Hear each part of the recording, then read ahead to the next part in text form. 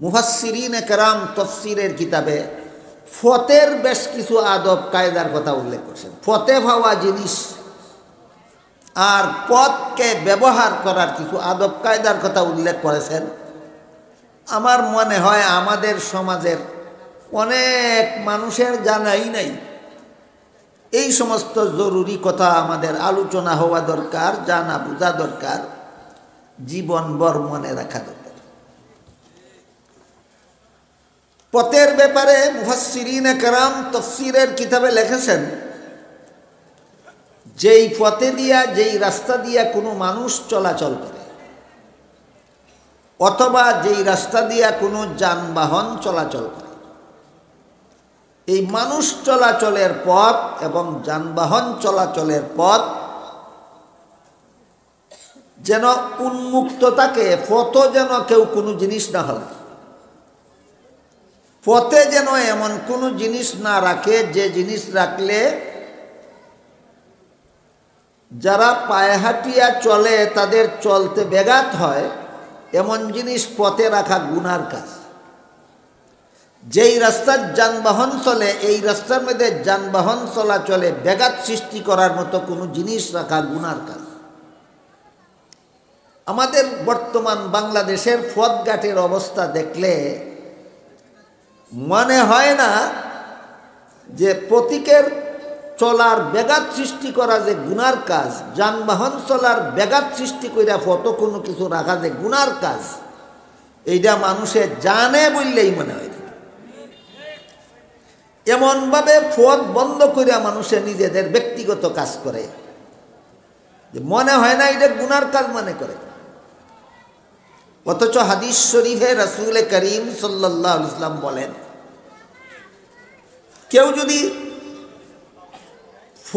প্রতীকের চলার পথে ব্যাঘাত সৃষ্টি করে, প্রতীকের পথ চলায় ব্যাঘাত হয় এমন কোনো কাজ যদি পথের মধ্যে করে, যানবাহন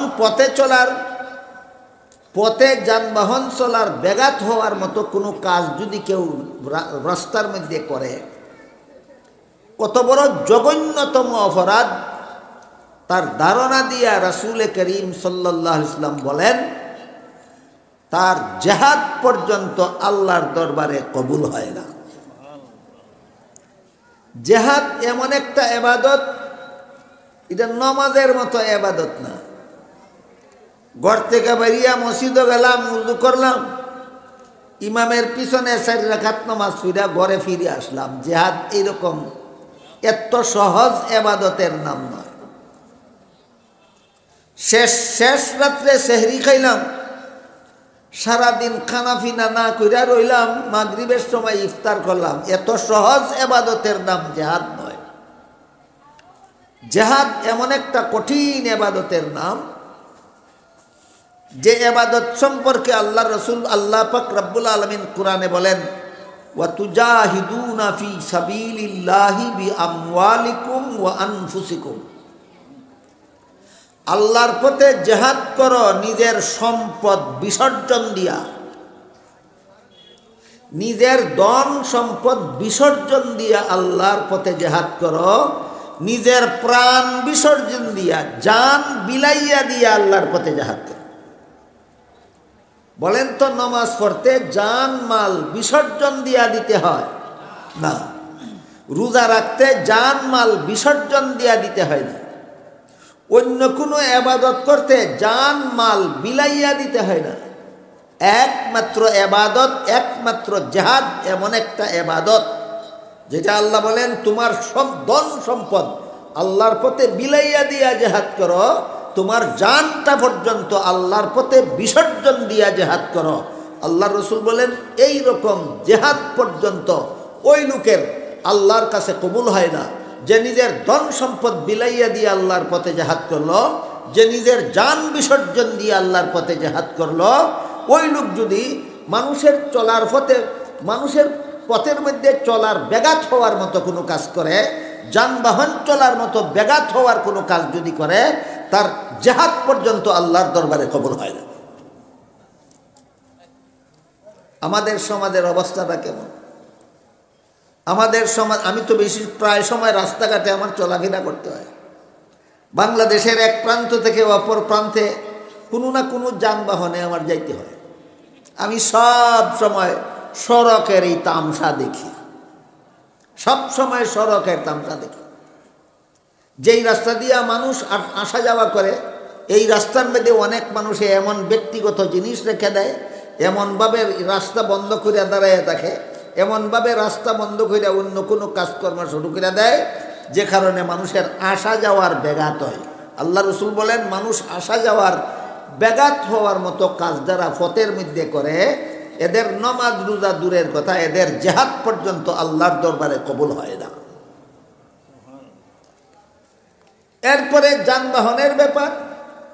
যেই রাস্তা দিয়া যানবাহন চলে, যেই রাস্তা দিয়া দূরপাল্লার গাড়িও চলে, বাস, যেই রাস্তা দিয়া লোকাল বাসও চলে, এই রাস্তার অবস্থা আপনাদের অজানা থাকার কথা নয়। একটা লোকাল বাস এক জায়গায় প্যাসেঞ্জার উঠাইব নামাইব, থামতে হবে তারে। সাইড করে যদি থামে, তাহলে অন্য গাড়ি তার সাইডে আসা যাওয়া করতে পারে। কিন্তু অবস্থা দেখলে মনে হয় ড্রাইভারদের এই খাসালতই নাই যে আরেকজনের আসা যাওয়ার রাস্তা বাকি রেখে হে সাইড করে খারুত। ফতের মধ্যখানো খারইয়া প্যাসেঞ্জার তুলে, ফতের মধ্যখানো খারইয়া প্যাসেঞ্জার লামায়, যাতে এমন জায়গা বাসটা খারাপ হইয়া প্যাসেঞ্জার তুলে আর লামায়, যাতে তার ডাইন সাইডে দেও অন্য কোনো গাড়ি আসা যাওয়া করতে না পারে, বাম সাইডে দেও অন্য কোনো গাড়ি আসা যাওয়া করতে না পারে। সামনের গাড়িগুলি লাইন ধরে দাঁড়িয়ে থাকতে হয়, হে যতক্ষণ পর্যন্ত প্যাসেঞ্জার তুলালামা করে। পিছনের গাড়িগুলি লাইন ধরে দাঁড়িয়ে থাকতে হয়, সে যতক্ষণ পর্যন্ত প্যাসেঞ্জার তুলালামা করে। তুমি নামাজ রোজা কইরা কি করবা মিয়া? আল্লাহ রসুল বলছেন, তোমার জিহাদ পর্যন্ত আল্লাহর দরবারে কবুল নয়। ফত চলার, ফত গাড়ি চালানির, ফত কোনো কাজকরণের আদব কায়দা আছে কি নাই? আদব কায়দা শিখনের দরকার, আদব কায়দা আমল করণের দরকার, পালন করণের দরকার। সূরা ইউসুফের 10 নম্বর আয়াতের ব্যাখ্যায় মুফাসসিরিনে কেরাম তাফসীরের কিতাবে লিখেছেন, প্রতীকের জন্য পথ চলাকে নিরাপদ করা, যানবাহনের জন্য যানবাহনের পথে যানবাহনের চালচলনকে নির্বিঘ্ন করা, এটা সরকারের একা দায়িত্ব নয়, বরং সরকার কোনো অবস্থাতেই চলাচল নিরাপদ করতে পারবে না। সরকার কোনো অবস্থাতেই যানবাহন চলাচল নির্বিঘ্ন করতে পারবে না যতক্ষণ পর্যন্ত জনগণের মধ্যে এই অনুভূতি জাগ্রত না হবে যে এই রাস্তাটা বানানি হয়েছে আমি দাঁড়াইয়া থাকবার লাগি না, এই রাস্তাটা বানানি হয়েছে আমি বইয়া থাকবার লাগি না, রাস্তাটা বানানি হয়েছে আমার মাল সামান তুইয়া রাস্তা বন্ধ করে রাখবার লাগি না, রাস্তাটা বানানি হয়েছে আমার গাড়ি দাঁড় করাইয়া অন্য গাড়ি লাইন ধরাইয়া রাখবার লাগি না।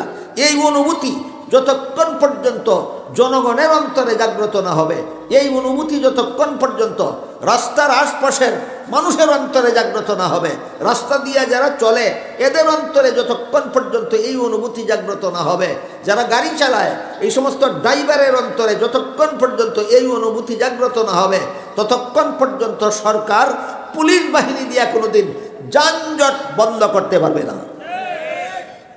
বাংলাদেশে বর্তমানে যত সমস্যা আছে এর মধ্যে একটা সমস্যা যানজট, একটা সমস্যা যানজট।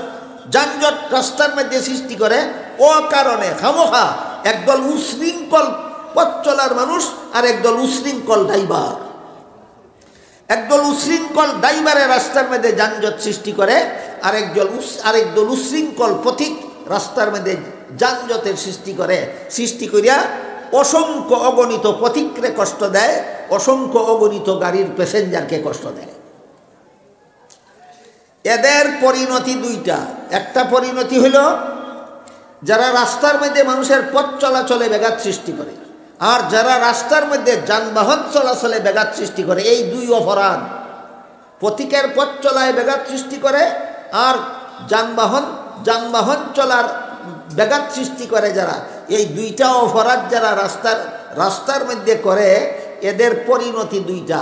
এক নম্বর পরিণতি, আল্লাহর রাসূল বলেন তোমার নমাজ রোজা আল্লাহর কাছে কবুল হবে দূরের কথা, তোমার ইবাদত বন্দেগী আল্লাহর কাছে কবুল হবে দূরের কথা, তোমার জিহাদ পর্যন্ত আল্লাহর কাছে কবুল হবে না।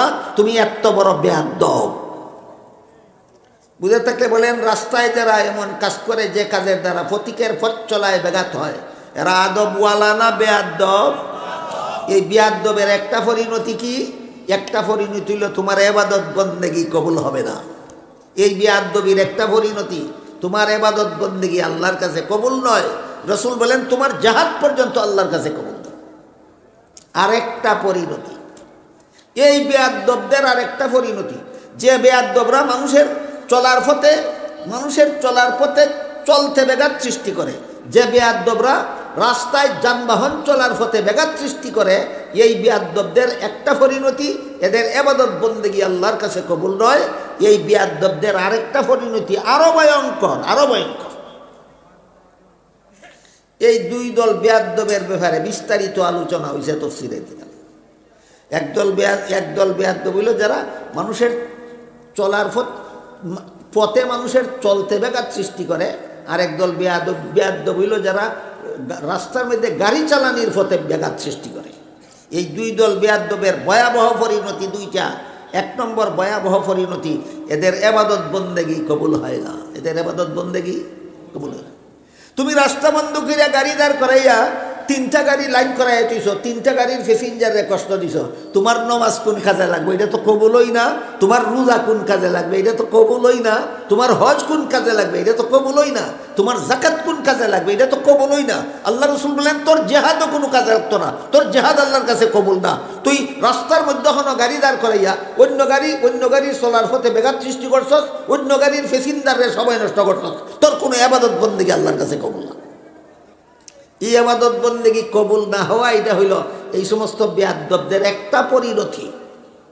আরেকটা পরিণতি এর চেয়ে আরো ভয়ঙ্কর, আরো মারাত্মক, সেইটা হইল রাস্তার মধ্যে ব্যাঘাত সৃষ্টি করলো, যে পথিকের পথ চলার ব্যাঘাত সৃষ্টি করলো, যে তার কষ্ট হইল নি। আপনারা কি মনে করেন? কষ্ট হইল নি। আর এক ব্যক্তির গাড়ি আটকে রেখে তুমি রাস্তার মধ্যখানে রাস্তা বন্ধ করে তুমি গাড়ি খারাপ হয়ে প্যাসেঞ্জার তোলালামা করে আরো 3 গাড়ি 5 গাড়ি 7 গাড়ি 10 গাড়ি আটকে রেখে দেরি করতো, এই সমস্ত গাড়ির প্যাসেঞ্জারের কষ্ট হইল নি? কষ্ট হইল। এদের কষ্টটা তুমি দিছ ন্যায় না অন্যায়? অন্যায়।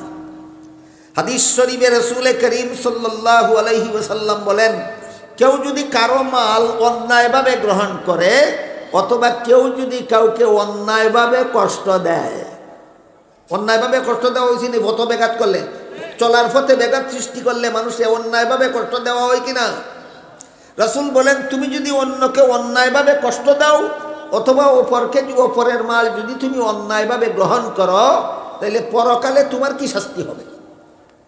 আল্লাহ পাক রব্বুল আলামিন বলবেন, তুই অন্যায়ভাবে তারা কষ্ট দিছিলে, তারে খুশি কর। বলে কেমনে খুশি করতাম? বলে তোর আমল নামাজ যদি কোনো ইবাদত বন্দেগীর সওয়াব থাকে, যারে কষ্ট দিছিলে তারে দেয়া দে।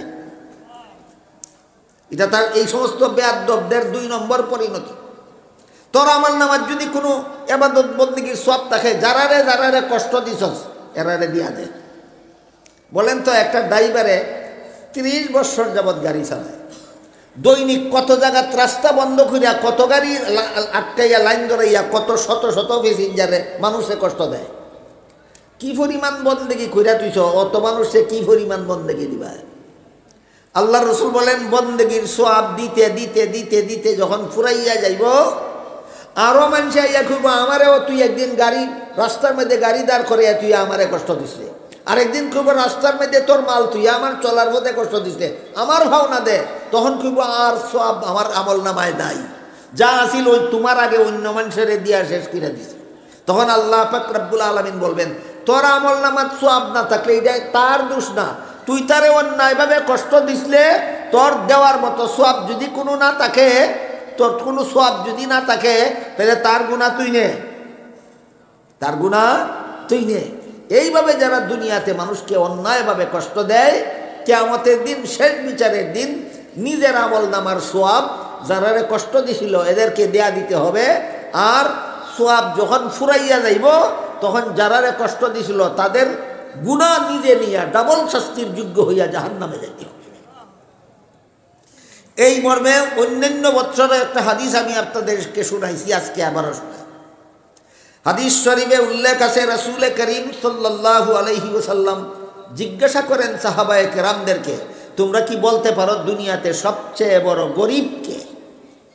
সাহাবায়ে কেরাম বলেন, যার কোনো টাকা পয়সা ধন সম্পদ নাই সে সবচেয়ে বড় গরিব। রাসূল বলেন, জবাবটা সঠিক হইল না, জবাব ভুল হইছে। সাহাবায়ে কেরাম বলেন, তাহলে সঠিক জবাবটা আপনি আমাদেরকে শিক্ষা দেন।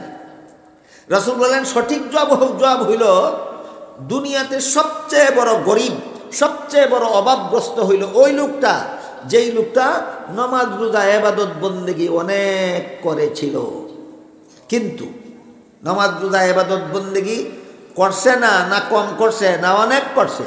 হ্যাঁ, নামাজ রোজা করছে না, না নামাজ রোজা কম করছে না, নামাজ রোজা ইবাদত বন্দেগী অনেক করেছিল, কিন্তু হয়তো মানুষের সম্পদ অন্যায়ভাবে খাইছে, আর না হয় মানুষকে অন্যায়ভাবে কষ্ট দিছে।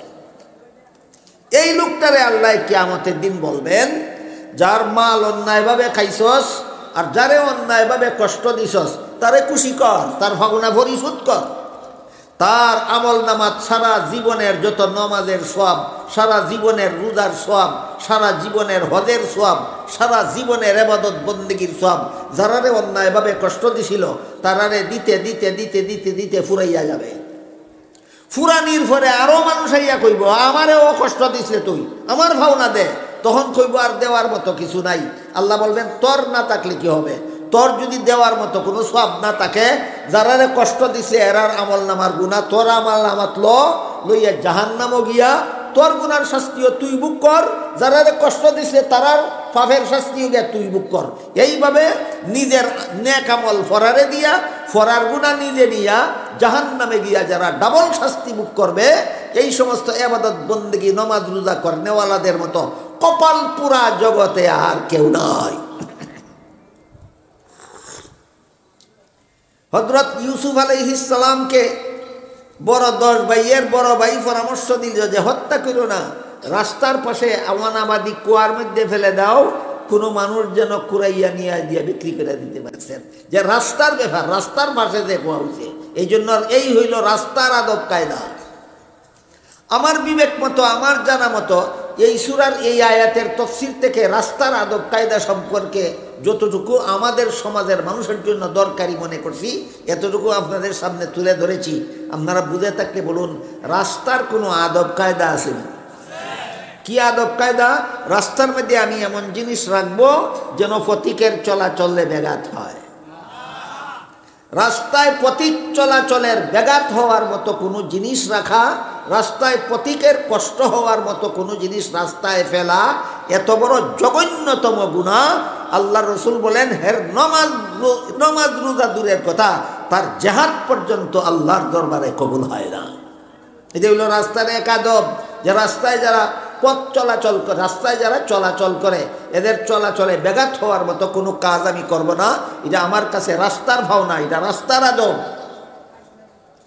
রাস্তায় গাড়ি দাঁড় করানির আদব, রাস্তায় গাড়ি দাঁড় করানির আদব হইল আমি এমনভাবে সাইড কইরা গাড়ি দাঁড় করাইব যেন অন্য গাড়ি আসা যাওয়া করতে লাইন ধরে দাঁড়াইয়া থাকতে হয় না।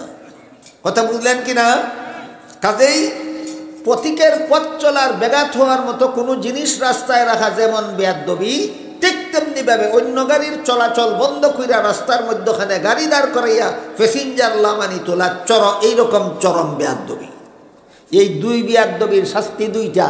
এক শাস্তি হইল তোমার কোনো ইবাদত বন্দেগী দুনিয়ার জীবনে কবুল হবে না, আর এক শাস্তি হইল আখেরাতে রাস্তার মধ্যখানে গাড়ি দাঁড় করাইয়া যত মানুষরে কষ্ট দিছো, যত প্যাসেঞ্জার, যত গাড়ি দাঁড় করাইয়া রাখছো, ওই সবগুলি গাড়ির সমস্ত প্যাসেঞ্জারের তোমার আমল নামায় নেকি থাকলে দিয়া দিতে হবে, আর না থাকলে এই সমস্ত মানুষের গুনাহ তোমার নিজের দায়িত্বে নিয়া জাহান্নামে গিয়া নিজের গুনার সাজাও ভোগ করতে হবে।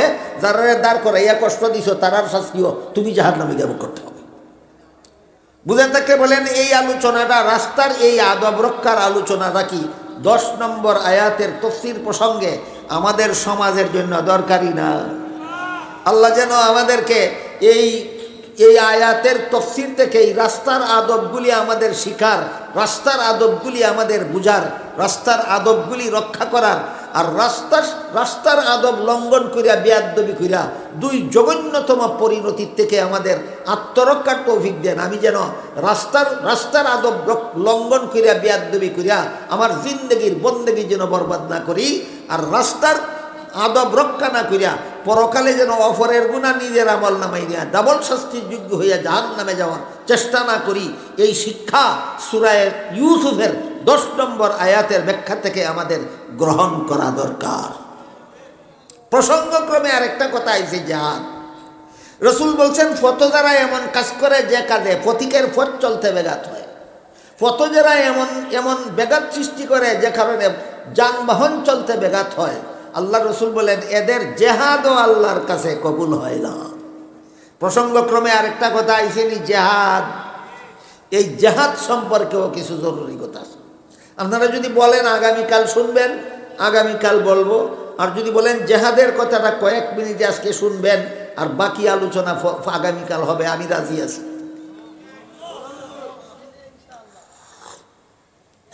জেহাদ ইসলামের একটা পবিত্র বিধান, জেহাদ ইসলামের একটা পবিত্র বিধান। এই জেহাদ হইল আমাদের দেশের স্বাধীনতার ফাউন্ডেশন। জেহাদ হইল আমাদের দেশের স্বাধীনতার ফাউন্ডেশন। এই বাংলাদেশ, ভারত, পাকিস্তান যখন এক দেশ ছিল, ভারত উপমহাদেশ বলা হইতো, তখন অনেক দিন পর্যন্ত মুঘল বংশের মুসলমান শাসকরা এই উপমহাদেশ শাসন করছে। শেষ পর্যন্ত ইংরেজরা বাণিজ্যের বাহানায় এই দেশে ঢুকছে, ঢুকিয়া এই দেশের শাসন ক্ষমতা জুড়ে দখল করছে। দখল করিয়া 200 বছর আমরা গোলামি কাটাইছে, আর 200 বছর পর্যন্ত ইংরেজরা আমাদের দেশে রাজত্ব করছে। এই অবস্থায় তৎকালীন উপমহাদেশের সবচেয়ে বড় আলিম শাহ আব্দুল আজিজ মুহাদ্দিসে দেহলভী রহমতুল্লাহ আলাইহি একটা ঐতিহাসিক বিপ্লবী ফতুয়া জারি করেছিলেন। ফতুয়াতে উল্লেখ ছিল, এই ডাকাতদের হাত থেকে আমাদের দেশের স্বাধীনতা উদ্ধার করার জন্য এদের বিরুদ্ধে মুক্তিযুদ্ধে ঝাঁপাইয়া পড়া সমস্ত মুসলমানদের জন্য ফরজ। তার ফতুয়াতে আর উল্লেখ ছিল, ইংরেজের হাত থেকে দেশের স্বাধীনতা উদ্ধারের মুক্তিযুদ্ধে অংশগ্রহণ না করে একজন মুসলমানেরও বেঁচে টাকা হালাল হবে না। সাধারণ ফতুয়া না, অত্যন্ত কঠিন ফতুয়া, অত্যন্ত কঠিন ফতুয়া। এই জন্য ইতিহাসের পাতায় শাহ আব্দুল আজিজের এই ফতুয়াটাকে বিপ্লবী ফতুয়া নামে আখ্যায়িত করা হয়েছে। তখনকার ভারত উপমহাদেশের লোক সংখ্যা ছিল 40 কোটি, এর মধ্যে মুসলমানের সংখ্যা ছিল 10 কোটি। শাহ আব্দুল আজিজের ফতুয়ার ভিত্তিতে 10 কোটি মুসলমান একসাথে এই ভারত স্বাধীনতা আন্দোলনে ঝাঁপাইয়া পড়ে, ভারতীয় মুক্তিযুদ্ধে ঝাঁপাইয়া পড়ে। এই যুদ্ধটা জেহাদের নামে হয়েছিল। কিসের নামে? এই যুদ্ধটা হয়েছিল জেহাদের নামে। ইংরেজ সরকারের বিরুদ্ধে ভারতের মুসলমানদের জেহাদ। কিসের জেহাদ? স্বাধীনতা উদ্ধার করার জেহাদ। আমি সন্ধ্যার পরে কিছুটা আবার দিছি আপনাদেরকে ওই আলোচনায়। ইংরেজরা যখন দেখলো যে মুসলমানেরা জেহাদরে পবিত্র বিধান মনে করে, পবিত্র হিসাবে জেহাদ পালন করে, আর মুসলমানদের নবী বলেছেন আল জেহাদু মাজিন ইলা ইয়াউমিল কিয়ামা, ইসলামের জেহাদ বিধান কিয়ামত পর্যন্ত বলবৎ। এই জন্য ইংরেজরা চিন্তা করে দেখলো যে মুসলমানদের জেহাদ থেকে ফিরানি যাবে না, যেহেতু মুসলমানের নবীর ঘোষণা জেহাদের বিধান কিয়ামত পর্যন্ত বলবৎ। এই জন্য ইংরেজ কুচক্রীরা একটা কুবুদ্ধি করলো, একজন মানুষের নবী সাজাই, নূতন নবীয়ে আগের নবীর বিধান রহিত করতে পারে, নূতন নবী ছাড়া আগের নবীর বিধান কেউ রহিত করতে পারে না। এই কুচক্রান্ত করে ইংরেজ সরকার গোলাম আহমদ কাদিয়ানিরে নবী সাজাইছে। গোলাম আহমদ কাদিয়ানি ইংরেজের সাজানো নবী, সে শাহ আব্দুল আজিজের ফতুয়ার বিরুদ্ধে পাল্টা ফতুয়া চালু করছে। বর্তমানে ইসলামের জেহাদ বিধান রহিত, মুহাম্মদুর রাসূলুল্লাহ ইসলামের যে জেহাদের বিধানের কথা বলে গেছিলেন, আমি গোলাম আহমদ নবী ইসলামের জেহাদ বিধান রহিত করলাম, যেন মুসলমানেরা ইংরেজের বিরুদ্ধে মুক্তিযুদ্ধ করতে না পারে। এই হইল আমাদের দেশের স্বাধীনতার ফাউন্ডেশন জেহাদ। শাহ আব্দুল আজিজের ফতোয়ার কারণে মুক্তিযুদ্ধ জেহাদের নামে শুরু হইল। মুক্তিযুদ্ধ শুরু হওয়ার কারণে ভারত স্বাধীন হইল। ভারত স্বাধীন হওয়ার কারণে পাকিস্তান স্বাধীন হইল। পাকিস্তান স্বাধীন হওয়ার কারণে বাংলাদেশ স্বাধীন হইল। যদি জেহাদ হইতো না, ভারত স্বাধীন হইতো না। ভারত স্বাধীন না হইলে পাকিস্তান স্বাধীন হইতো না। পাকিস্তান স্বাধীন না হইলে বাংলাদেশ স্বাধীন হইতো না। সুতরাং বাংলাদেশের স্বাধীনতার ফাউন্ডেশন পাকিস্তানের স্বাধীনতা, পাকিস্তানের স্বাধীনতার ফাউন্ডেশন ভারতীয় স্বাধীনতা, ভারতীয় স্বাধীনতার ফাউন্ডেশন জেহাদ, জেহাদের ফাউন্ডেশন ফতোয়া। মুক্তিযুদ্ধের চেতনা হইল ফতুয়া। এই ফতুয়ার চেতনায় 10 কোটি মুসলমান মুক্তিযুদ্ধে ঝাঁপাইয়া পড়েছিল। আজকাল অনেকেই কথায় কথায় মুক্তিযুদ্ধের চেতনা কথাটা ব্যবহার করে, অথচ গুড়ার ডিমও জানে না মুক্তিযুদ্ধের চেতনা কি ছিল। মুক্তিযুদ্ধের চেতনা ছিল ফতুয়া। মুক্তিযুদ্ধের চেতনা কি ছিল? ফতুয়া। যারা ফতুয়া মানে এরাই মুক্তিযুদ্ধের চেতনা রক্ষা করে, যারা ফতুয়া মানে না এরাই মুক্তিযুদ্ধের চেতনা বিরোধী। আমাদের বর্তমান সমাজটা সন্ত্রাসে ভরপুর, সন্ত্রাসে ভরপুর। সন্ত্রাসীরা যখন দেখলো ইসলামের জেহাদ যেখানে চলে সেখানে সন্ত্রাস চলতে পারে না। ওই কুচক্রী সন্ত্রাসীরা যেহেতু জেহাদ ওই সন্ত্রাসের পথে বাধা, এই জন্য জেহাদকে সমাজে কলুষিত করার জন্য জেহাদের নাম দিছে সন্ত্রাস। বলেন জেহাদ সন্ত্রাস না সন্ত্রাস দমনের সফল ব্যবস্থা? কিন্তু কুচক্রীরা যেহেতু সন্ত্রাসকে চালু রাখার স্বার্থে জেহাদকেই সন্ত্রাস নাম দিয়া দিছে, এই কারণে ওই সমস্ত ইহুদি খ্রিস্টান ইসলামের শত্রুরা জেহাদকে সন্ত্রাস নাম দিয়া দেওয়ার কারণে মুসলমানের সমাজে কিছু তথাকথিত বুদ্ধিজীবী আছে, এদের মস্তিষ্ক ইহুদি খ্রিস্টানের দ্বারা ধুলাই করা। এই সমস্ত তথাকথিত বুদ্ধিজীবী কিছু মুসলমানেও ইসলামের জেহাদরে কয় সন্ত্রাস। ইসলামের জেহাদরে কয় সন্ত্রাস। মূলত ইহুদি খ্রিস্টানে ইসলামের জেহাদরে সন্ত্রাস কয়, আর মুসলমানদের মধ্যে যারা ইহুদি খ্রিস্টানের দালাল এরাও ইসলামের জেহাদকে সন্ত্রাস কয়। এই জন্য জেহাদ আর সন্ত্রাসের সম্পর্ক কি 2-3 মিনিটে এই কথাটা কই আজকের মতো শেষ করি। মুফাসসিরিন একরাম তাফসীরের কিতাবে লিখেছেন জেহাদ আর সন্ত্রাসের সম্পর্ক হইল মানুষের শরীরের মধ্যে একটা কঠিন রোগ হয়, এটার নাম ক্যান্সার। পুরাতন হয়ে গেলে কোনো চিকিৎসায় সারে না। ক্যান্সার নূতন থাকা অবস্থায় যদি ক্যান্সারে আক্রান্ত অঙ্গটা অপারেশন করে কাটতে ফেলাইয়া দেওয়া যায় তাহলে শরীরের বাকি অঙ্গ রক্ষা করা যায়। বলেন তো প্রাথমিক অবস্থায় ক্যান্সারের চিকিৎসাটা কি? প্রাথমিক অবস্থায় ক্যান্সারের সফল চিকিৎসা মলম লাগানি, ট্যাবলেট খাওয়া, ক্যাপসুল খাওয়া না একমাত্র অপারেশন? ঠিক তেমনিভাবে আল্লাহর দৃষ্টিতে সারা দুনিয়ার মানুষের সমাজটা একটা শরীরের মতো। আর এই সমাজে যে সন্ত্রাসী দল গজায়, এই মানব সমাজের সন্ত্রাসী দল মানব দেহের সমাজ দেহের ক্যান্সার, আর ইসলামের জেহাদ বিধান এই ক্যান্সারের অপারেশন।